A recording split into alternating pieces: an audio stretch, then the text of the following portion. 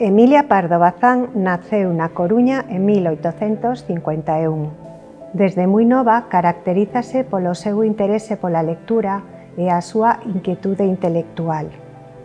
Xa en 1876 deuse a coñecer como escritora ao gañar un concurso convocado en Ourense para conmemorar o centenario de Feijóo. Nesta época dedícase á poesía, aínda que aos poucos vaise afeccionando á novela. Comeza a traballar o xornalismo e a dar a coñecer en España o naturalismo. Na liña naturalista inscríbense algunhas das novelas posteriores, á vez que publica outras nas que se afasta desta técnica. Traballa, ademais, en prol do folclore. Para ela, o mellor testemuño da tradición e xerme da historia, a arte e a literatura dos povos. En 1892 funda e comeza a dirixir la Biblioteca de la Mujer. Este proxecto nacería do seu desexo de instruir as súas contemporáneas de modo que a muller estivese en condicións de ocupar na sociedade o lugar que lle correspondía cos mesmos dereitos e obrigas que os homes. Emilia Pardo Bazán colaboraba tamén en numerosas revistas e xornais con crónicas de viaxes, artigos, ensaios e numerosísimos contos que agruparía en varias coleccións. En la lectura comeza a saír en 1903 a súa novela La Quimera, obra na que poden apreciarse certos ecos modernistas e simbolistas. Como viaxeira infatigable, deixou tamén as súas impresións que apareceron tanto en prensa como en libros. A súa inxente produción tocou múltiples temáticas e desenvolveuse en diversos xéneros. Unha parte importante das primeiras edicións das súas obras pódense consultar hoxe na Biblioteca Municipal de Estudos Locais na Coruña. O seu pasamento, o 12 de maio de 1921, foi un acontecemento moi triste para as letras do noso país. La Voz de Galicia despedía a ilustre escritora coruñesa adicándolle a portada completa da edición do día seguinte.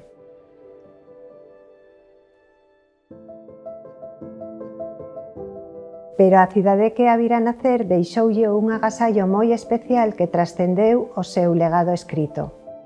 Creou para ela, ao longo de 5 novelas e numerosos contos, o seu trasunto literario, Marineda, cidade imaxinaria que apareceu por primeira vez en La Tribuna e completouse en De mi tierra, La piedra angular, Memorias de un solterón e Doña Milagros, ampliándose nas novelas curtas La dama joven e Rodando e en numerosos contos.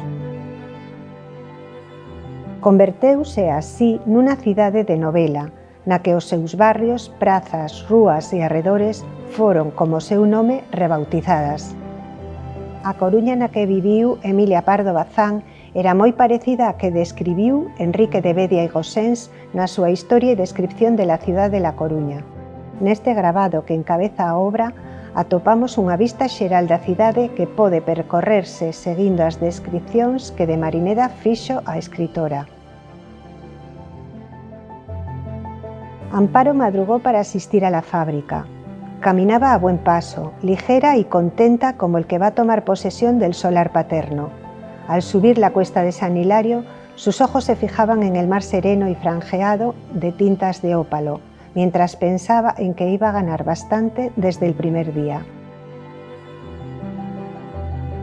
Al desembocar en el campo la alegre multitud, huyeron espantadas unas cuantas gallinas y algunos borregos sucios y torpes patos que correteaban por allí y eran los únicos pobladores del mezquino oasis, limitado de una parte por la vetusta tapia, de otra por cobertizos atestados de fardos de vena y de otra por el taller de cigarros peninsulares aislado del edificio de la granera. No tenía entonces Marineda el parque inglés que, andando el tiempo, hermoseó su recinto y las filas, donde se daban vueltas durante las mañanas de invierno y las tardes de verano, Eran una estrecha acera embaldosada de granito, de una parte guarnecida por alta hilera de casas, de otra por una serie de bancos que coronaban toscas estatuas alegóricas de las estaciones y de las virtudes, mutiladas y privadas de manos y narices por la travesura de los muchachos. Salió disparado. La distancia, aunque tenida por respetable en Marineda, era un juego para las piernas ágiles del chico.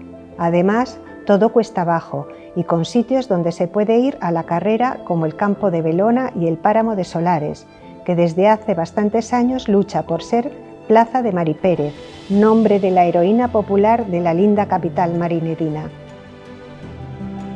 Si mis hijas se conformaran con irse a vivir al barrio de arriba, la parte antigua y aristocrática de Marineda, podríamos encontrar refugio en algún edificio viejo, más o menos destartalado. Pocos van quedando ya, pues Marineda se reconstruye toda de unos 30 años a esta parte. Pero váyales usted con eso a las niñas, impóngales usted que habiten en aquellos barrios desiertos, en la melancólica zona que comprende el hospital militar, las iglesias románicas y el triste jardín de amarillentas flores colgado sobre el mar como un nido de gaviota y adornado en vez de fuentes y estatuas con un sepulcro. Qué tétrico es el camino del cementerio de Marineda. Lo limitan terrenos baldíos, pardos peñascales y el mar inmenso que se estrella con zumbido lúgubre y perenne contra la brava costa. A cada revuelta se ve surgir la alta mole del faro, cuya luz ya se entorna, ya rebrilla, refulgente. Y cuando se cruza la verja, vence 3 patios como de cárcel, sin un sauce, sin un ciprés, sin esa vegetación que poetiza la muerte. La uniformidad desolada de las lápidas blancas y negras y el viento del mar azota el rostro y seca las lágrimas. El tesoro que luce Marineda con ufanía, lo que la alivia la dentera de la famosa plaza monumental compostelana, es su célebre torre, el Faro, cuyo origen, según anticuarios muy doctos, se pierde en las tinieblas de edades, para Galicia rigurosamente prehistóricas, y según otros procede de la dominación latina. Triste e interesante camino el que conduce al pie del vetusto centinela de los mares. Esta é a grandes rasgos a cidade que nos legou doña Emilia e que grazas ao seu artificio creador e pese ao paso do tempo podemos percorrer coa súa mirada hoxe como ela o fixo entón.